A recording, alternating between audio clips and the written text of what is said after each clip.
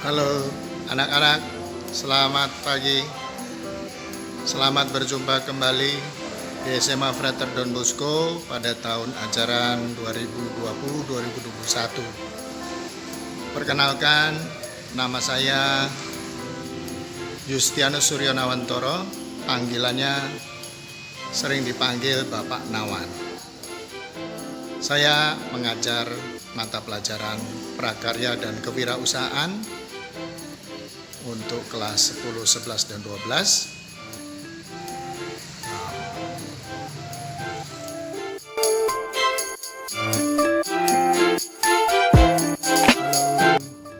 Selamat bertemu kembali di SMA Frater Don Bosco. Kita masuk dalam tahun ajaran 2020-2021. Perkenalkan, nama saya Yustianus Suryo Nawantoro, sering dipanggil Nawantoro atau Bapak Nawan. Saya mengajar mata pelajaran prakarya dan kewirausahaan atau yang disingkat dengan PKWU. Saya sudah mengajar di SMA Frater Don Bosco dari tahun 2006 sampai dengan sekarang. Awalnya saya mengajar mata pelajaran TIK dari tahun 2006 sampai tahun 2018. Kemudian saya beralih ke mata pelajaran prakarya dan kewirausahaan. Untuk itu, di dalam pembelajaran nantinya ada banyak tugas ataupun pekerjaan-pekerjaan rumah yang dilakukan secara online atau dalam jaringan, karena mengingat masa sekarang ini adalah masa pandemi COVID-19. Ada banyak korban yang mengalami sakit akibat virus tersebut. Maka dari itu, pelajaran kita nantinya lebih banyak dalam jaringan komputer. Diharapkan para siswa untuk menyiapkan internet di rumah, baik kuota ataupun wifi. Tapi kalau Bapak anjurkan untuk lebih baik menggunakan wifi. Sewa selama 1 bulan, dicari untuk wifi yang murah tetapi cukup untuk bisa saling berkomunikasi antara guru dan siswa. Dimanapun kalian berada, Bapak mendoakan selalu sehat, damai sejahtera, dan Tuhan memberkati.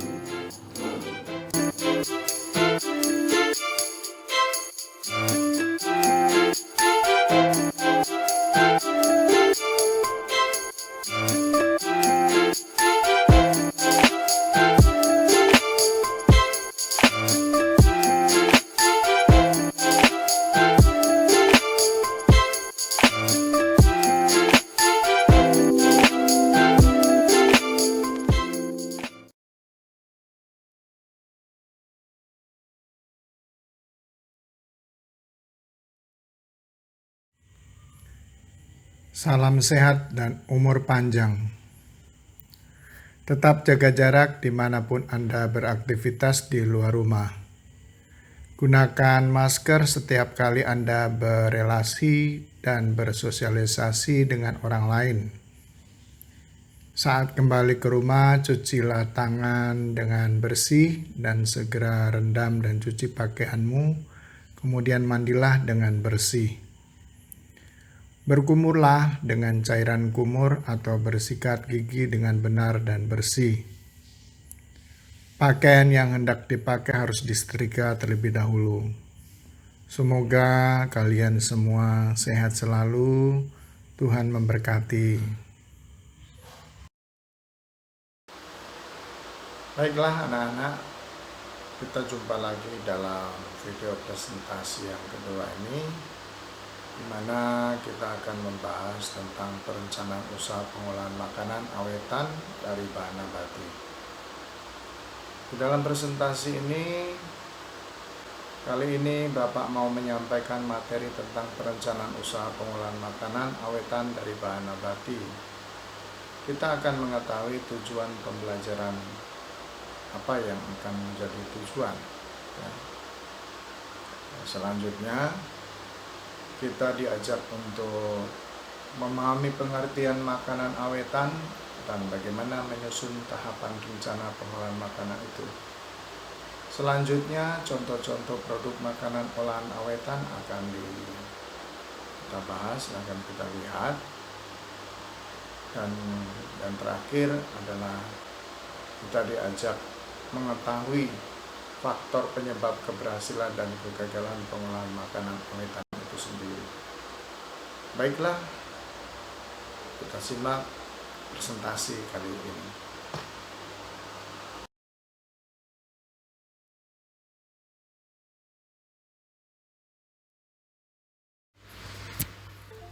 Tujuan pembelajaran.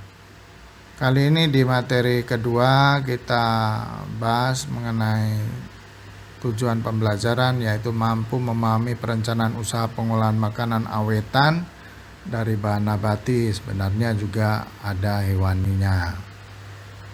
Kemudian mampu melaksanakan tahapan perencanaan yang dibuat sendiri. Itulah tujuan pembelajaran kita. Berikut ini adalah perencanaan pengolahan makanan awetan. Yang pertama yaitu pengertian makanan awetan. Makanan awetan adalah makanan yang diawetkan agar makanan dapat bertahan lama sampai batas tertentu. Makanan yang diawetkan dengan bahan kimia tertentu harus melalui uji kesehatan dari Departemen Kesehatan Depkes dan Badan Pengawas Obat dan Makanan atau BPOM.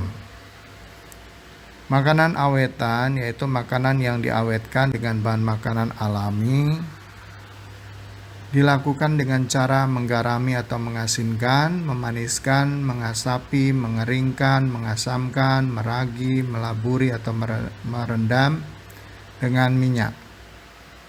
Itulah pengertian dari makanan awetan. Selanjutnya, yang kedua adalah menyusun tahapan rencana. Dalam tahapan rencana ini ada beberapa 3 tahapan, yaitu tahapan awal, lanjut, dan akhir. Di tahapan awal, mengamati makanan awetan yang digemari oleh konsumen. Kemudian di tahapan awal juga, dalam pengolahan awetan makanan itu kita harus mengidentifikasi jenis makanan yang akan diawetkan. Kemudian mengidentifikasi bahan awetan alami yang tepat digunakan. Jadi mengamati makanan awetan yang digemari konsumen itu perlu waktu dan lokasi di mana kita akan mengamati. Ya, tidak sembarangan kita mengamati. Mengamati bisa dalam keadaan santai atau dalam keadaan resmi kita mengamati. Bisa pada saat kita bepergian pada suatu tempat, kita mengamati sekilas tentang makanan awetan yang digemari konsumen. Kemudian kita mengidentifikasi jenis makanan yang diawetkan.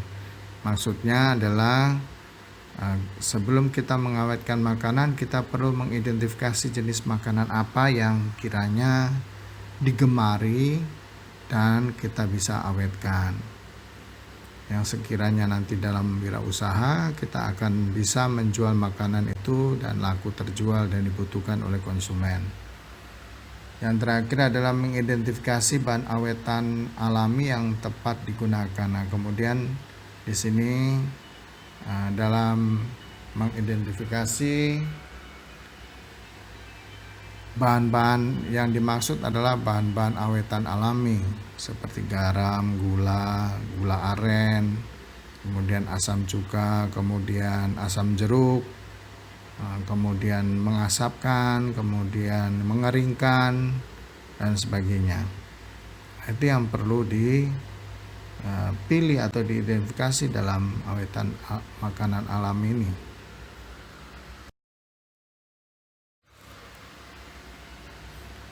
Menyusun tahapan rencana pada tahapan lanjutan, yaitu kita melakukan dengan cara mempelajari berbagai resep makanan awetan, yang kemudian mencoba mengolah makanan awetan sesuai resep yang dikumpulkan dan dipelajari.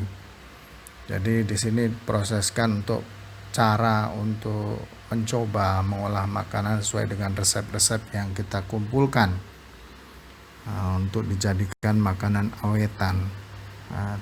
Tentunya dalam mencoba ini tidak hanya sekali dua kali, tetapi biasanya prosesnya sampai beberapa kali. Walaupun nantinya dalam pelaksanaan ada yang hanya sekali saja sudah jadi. Tetapi kita perlu mencoba beberapa kali supaya hasilnya sama dengan satu dengan yang lainnya, sehingga tidak ada perubahan-perubahan rasa dari satu pembuatan ke pembuatan lain. Kemudian hasil uji coba olahan makanan awetan disajikan kepada keluarga serumah. Jika enak dan tidak ada keluhan, lanjutkan. Itu maksudnya setelah kita melakukan percobaan beberapa kali di rumah, keluarga di rumah, orang tua, saudara itu bisa merasakan. Apabila mereka merasakan rasa makanannya itu enak dan tidak bermasalah, maka bisa dilanjutkan. Begitu juga dengan hasil uji coba olahan makanan awetan disajikan kepada kerabat, teman, dan sahabat. Jika enak, lanjutkan lagi sampai dengan konsumen diberikan makanan gratis dengan cara mengundang konsumen. Dengan demikian, apabila para konsumen yang diundang untuk makan gratis merasa enak dan tidak ada keluhan ataupun masalah dalam pencernaan mereka, maka lanjut ke tahap penjualan yang sesungguhnya. Di situ tahapan-tahapan yang menuju kepada tahapan akhir.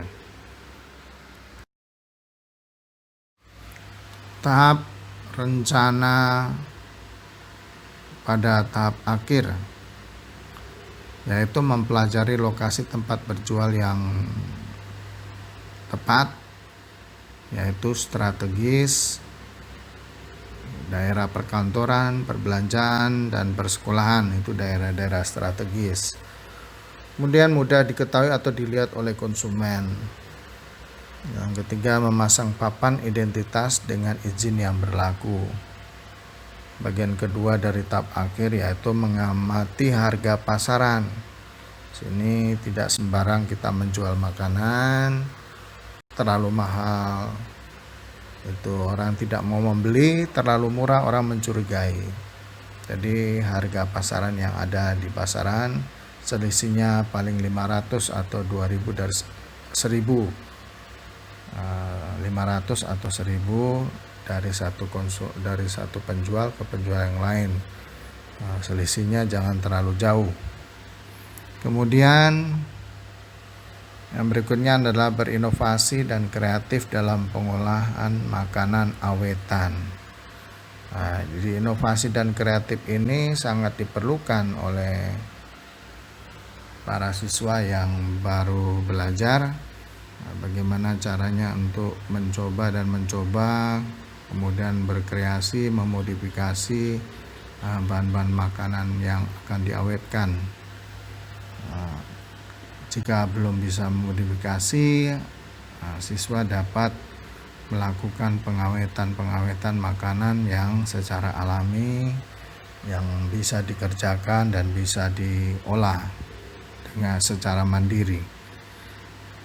Apabila menggunakan bahan-bahan kimiawi, itu perlu izin ke BPOM dan Depkes, di mana nanti di sana dapat arahan dan binaan oleh Depkes dan BPOM.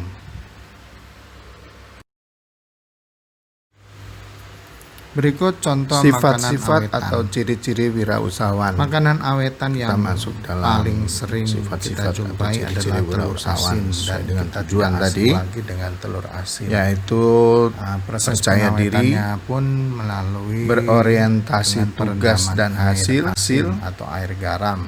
berani Kemudian mengambil ikan resiko, Ikan asin kepemimpinan, itu yang sering kita ketahui adalah keorisinilitas, yang keaslian, diasinkan. Apabila ingin hasil berorientasi ikan asin itu lebih baik, ke masa depan. maka sebaiknya merendam Percaya dengan diri garam sangat diperlukan yang berasal dari air bagi laut. seorang Itu yang wirausahawan.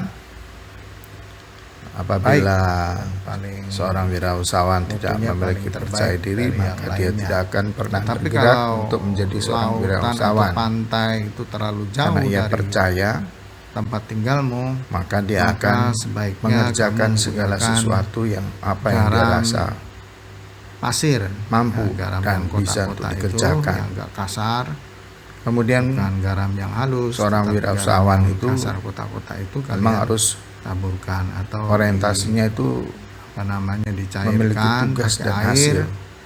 Nah, selanjutnya Ada banyak baru tugas pekerjaan yang harus dia kerjakan, direndam dan kemudian ikan atau daging tugas-tugas yang dia diasinkan, kerjakan itu dia tahu apa yang harus dia selesaikan, ataupun sayuran. dan Itu kalau hasilnya pakai garam pasir harus itu tercapai biasanya lebih banyak kepada semaksimal mungkin hewani untuk ikan mencapai asinnya. kebaikan Tetapi kalau atau mau kesuksesan sayuran, cukup dengan garam atau bumbu saja. hasil yang diperoleh Itu bisa adalah keuntungan dihasilkan. yang Caranya ya direndam sebanyak-banyaknya dulu. Misalnya kita dari mau wirausahawan. buat bayam asin, Kemudian diasinkan supaya awet. bagaimana seorang Kita wirausahawan itu rendam berani dulu mengambil dengan air resiko, asin, terus kemudian dijemur. jadi dia harus Habis dijemur terus memiliki yang namanya digoreng. intuisi. Itu bisa tahan lama. Selain percaya diri, kemudian dia berani, ikan berarti roa. dia Ikan memiliki roa suatu ini intuisi. adanya di Sulawesi. Di dalam bisa suatu intuisi itu lihat berani mengambil apabila resiko. kalian menemukan ikan yang Dia yakin benar seperti bahwa apa yang dia dipanggang, lakukan tapi adalah sebenarnya tidak bukan dipanggang, diasapkan, rugi diikat ataupun api, tidak ya. mengalami kegagalan. Jadi asapannya Tapi itu panas. Dengan hawa mengambil udara yang resikonya panas, itu tidak diasapkan membagi buta, sampai tetapi dia beberapa sudah mengadakan jam. perhitungan, memperkirakan Kemudian bahwa kemungkinan diasapkan peluangnya lagi akan beberapa hari kemudian, sukses itu akan terusnya, besar. maka Kemudian ikan memiliki kepemimpinan itu ikan adalah laut yang bentuk dari yang kejiwaan diasapkan dari tersebut suatu akan menjadi kepemimpinan. awet. Tentunya ikannya akan menjadi Mampu lebih keras. untuk mengatur segala sesuatu, mengawasi Kemudian segala sesuatu, menggunakan tempe ya, mengerjakan untuk segala nabati itu sesuatunya tempe kering secara itu prosedural, dibuat keripik bertahap, kah, atau mau buat di tempe kering pakai manis, dan gula aren. mampu memanage Nah, itu caranya segala digoreng, sesuatunya kemudian disalut untuk dengan menjalankan usaha. gula aren, nah, dicampur, diaduk, dimasak. Ini Sehingga kemudian menjadi tempe keorisinilitas Kemudian menggunakan ragi yaitu atau tape. keaslian. Bisa pakai ketan. Jadi seorang ditaburi wirausahawan ragi, itu harus maka menghasilkan tape suatu tersebut produk-produk yang mengalami betul fermentasi asli, oleh ragi tersebut.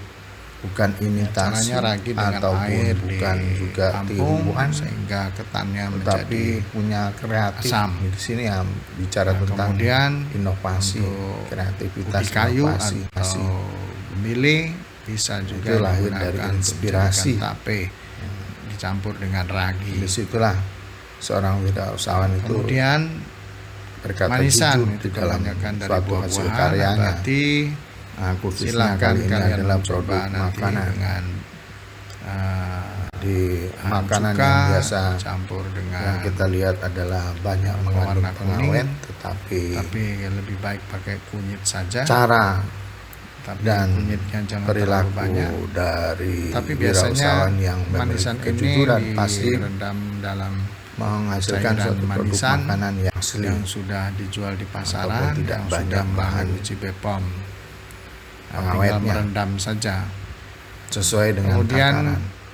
Kemudian keripik-keripikan berorientasi ke tadi masa seperti depan, yang bagaimana Bapak nanti katakan. masa depannya. Tempe kering bisa jadi keripik Keinginan tempe. dari Keripikan konsumen ini itu seperti ubi, pisang, kemudian apa bayam dan juga bagaimana dijadikan keripik, masa macam-macam depan dari keripikan. usaha yang dijalankannya. Ikan lele, Apabila usaha ikan belut yang dijalankan ya, tidak jadi mengalami belut suatu perkembangan dikeringkan karena tidak melihat dari jadi masa keripik. depan, Nah, jadi berbagai macam bisa keripik. memperkirakan kira-kira Bisa keripik nanti peyek, hasil akhirnya. keripik, Nah, itulah apa namanya, sifat-sifat dan ciri-ciri dari wirausahawan. macam-macam keripikan yang dijual di pasaran bisa kalian perhatikan dan bisa juga kalian amati berbagai macam keripikan di pasaran. Dan masih banyak lagi untuk bahan makanan awetan yang tujuannya itu memperpanjang umur daripada makanan itu, tetapi tidak ada yang abadi dan tidak ada yang awet sampai selama-lamanya. Semuanya punya batasan, hanya memperpanjang umur dari makanan yang diolah. Itulah tujuan dari pengawetan makanan.